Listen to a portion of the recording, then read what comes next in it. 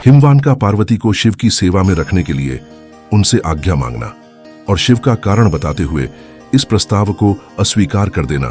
ब्रह्मा जी कहते हैं, नारद, तदनंतर शैलराज हिमालय उत्तम फल फूल लेकर अपनी पुत्री के साथ हर्षपूर्वक भगवान हर के समीप गए। वहां जाकर उन्होंने ध्यान परायण त्रिलोकीनाथ शिव को प्रणाम किया और अपनी अद्भुत कन्या काली को हृदय से उनकी सेवा में अर्पित कर दिया।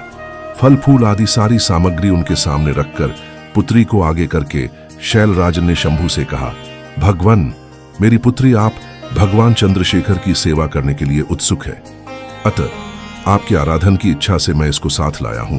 यह अपनी 2 सखियों के साथ सदा आप शंकर की ही सेवा में रहे। नाथ, यदि आपका मुझ पर अनुग्रह है तो इस कन्या को सेवा के लिए आज्ञा दीजिए। तब भगवान शंकर ने उस परम मनोहर कामरूपिणी कन्या को देखकर आंखें मूंद लीं और अपने त्रिगुणातीत अविनाशी परम तत्वमय उत्तम रूप का ध्यान आरंभ किया।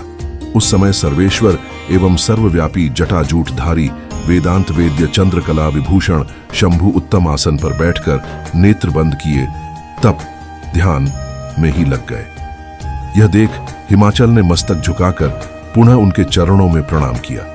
यद्यपि उनके हृदय में दीनता नहीं थी तो भी वे उस समय इस संशय में पड़ गए कि न जाने भगवान मेरी प्रार्थना स्वीकार करेंगे या नहीं। वक्ताओं में श्रेष्ठ गिरिराज हिमवान ने जगत के एकमात्र बंधु भगवान शिव से इस प्रकार कहा। हिमालय बोले, देवदेव, महादेव, करुणाकर, शंकर, विभो, मैं आपकी शरण में आया हूं, आंखें खोलकर मेरी ओर देखिए।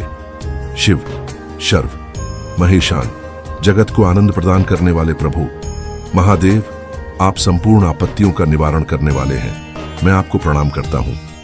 स्वामिन, प्रभु, मैं अपनी इस पुत्री के साथ प्रतिदिन आपका दर्शन करने के लिए आऊंगा, इसके लिए आदेश दीजिए। उनकी यह बात सुनकर देवदेव महेश्वर ने आंखें खोलकर ध्यान छोड़ दिया और कुछ सोच विचार कर कहा।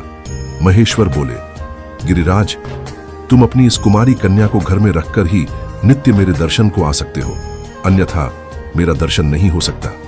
महेश्वर की ऐसी बात सुनकर शिवा के पिता हिमवान मस्तक झुकाकर उन भगवान शिव से बोले, प्रभु, यह तो बताइए किस कारण से मैं इस कन्या के साथ आपके दर्शन के लिए नहीं आ सकता? क्या यह आपकी सेवा के योग्य नहीं है? फिर इसे नहीं लाने का क्या कारण है? यह मेरी समझ में नहीं आता। यह सुनकर भगवान वृषभध्वज शंभु हंसने लगे और विशेषतः दुष्ट योगियों को लोकाचार का दर्शन कराते हुए वे हिमालय से बोले, शैलराज, यह कुमारी सुंदर कटि प्रदेश से सुशोभित, तनवंगी, चंद्रमुखी और शुभ लक्षणों से संपन्न है, इसलिए इसे मेरे समीप तुम्हें नहीं लाना चाहिए। इसके लिए मैं तुम्हें बारंबार रोकता हूं। वेद के पारंगत विद्वानों ने नारी को माया रूपिणी कहा है। विशेषत युवती स्त्री तो तपस्वी जनों के तप में विघ्न डालने वाली ही होती है। गिरिश्रेष्ठ, मैं तपस्वी, योगी और सदा माया से निर्लिप्त रहने वाला हूं। मुझे युवती स्त्री से क्या प्रयोजन है तपस्वियों के श्रेष्ठ आश्रय हिमालय? इसलिए फिर तुम्हें ऐसी बात नहीं कहनी चाहिए, क्योंकि तुम वेदोक्त धर्म में प्रवीण, ज्ञानियों में श्रेष्ठ और विद्वान हो। अचल राज, स्त्री के संग से मन में शीघ्र ही विषय वासना उत्पन्न हो जाती है, उससे वैराग्य नष्ट होता है और वैराग्य न होने से पुरुष उत्तम तपस्या से भ्रष्ट हो जाता है। इसलिए शैल, तपस्वी को स्त्रियों का संग नहीं करना चाहिए, क्योंकि स्त्री महाविषय वासना की जड़ एवं ज्ञान वैराग्य का विनाश करने वाली होती है। ब्रह्मा जी कहते हैं, नारद, इस तरह की बहुत सी बातें कहकर महायोगी शिरोमणि भगवान महेश्वर चुप हो गए।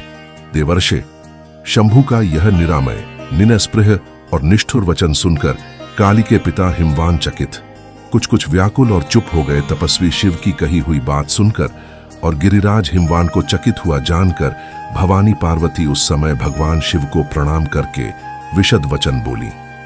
ओम नमः शिवाय।